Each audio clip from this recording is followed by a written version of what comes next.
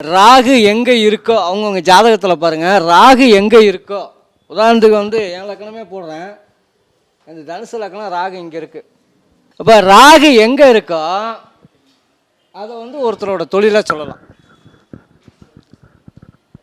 காலபுருஷத்துக்கு இப்போ லக்னத்துக்கு 6ல் ராகு இருக்கா, அது காலபுருஷத்துக்கு 6வது வீடு எதுன்னு பாருங்கள்.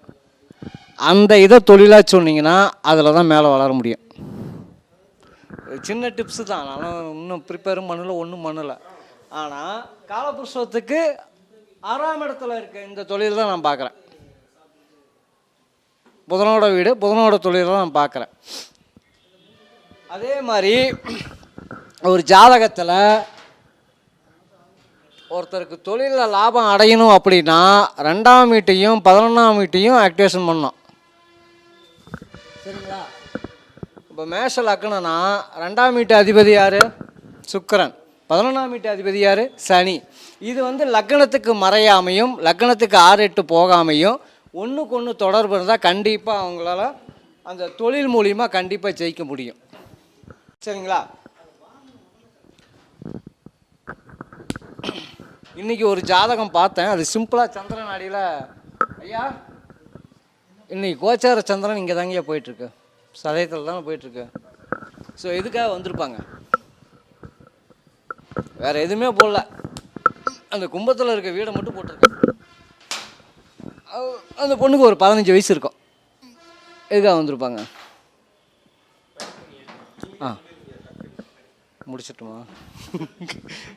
நன்றி. ஒரு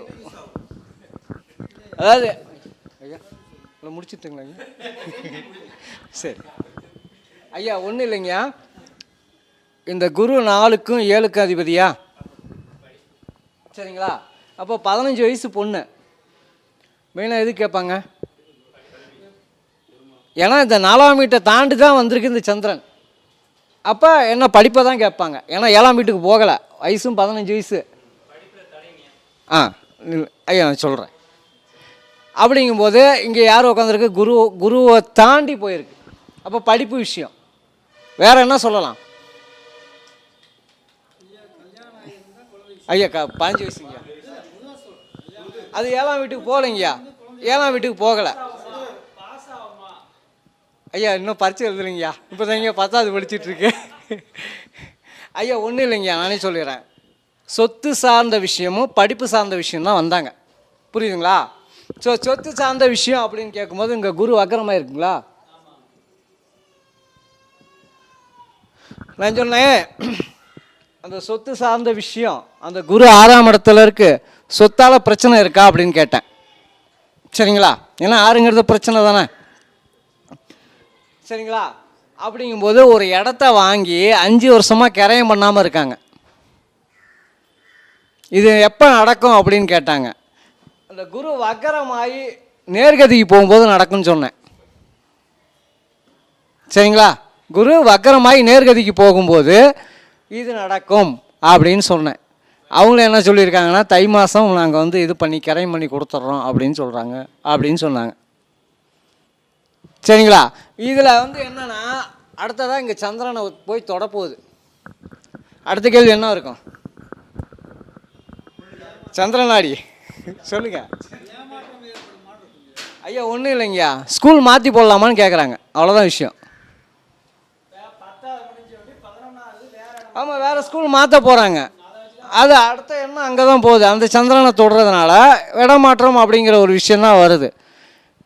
இது ஐயா சொன்ன மாதிரி நிறைய விஷயம் எடுக்கலாம் சந்திரன் நாடியில். ஆனால் என்னன்னா சிம்பிளாக வந்தவுடனே வந்ததுக்கு உண்டான கேள்வி என்னவோ அதை நம்ம தெளிவாக சொல்லிட்டேன்னா அதுக்கு மேலே அவனுக்கு எந்த பதில் சொன்னாலும் அவனுக்கு திருப்தி அடையாது.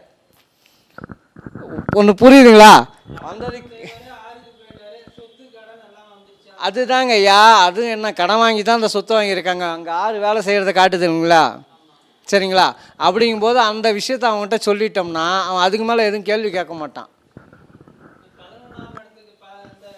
ஐயா அதெல்லாம் எங்கேயும் போகாதீங்க, எந்த கிரகத்தை கடந்துருக்கு அவ்வளோதான் விஷயமே.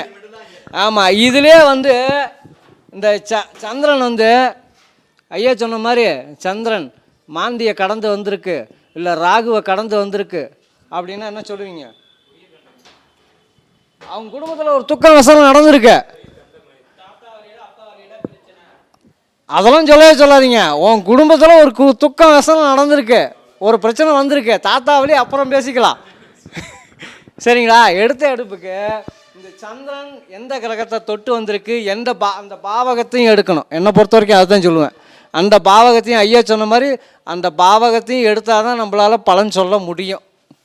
அக்யூரேட்டாக சொல்ல முடியும்னா ஒரு தோராயமான ஓரளவுக்கு எடுத்து சொல்ல முடியும். அப்படிங்கிறது தான் இதோட விஷயமே.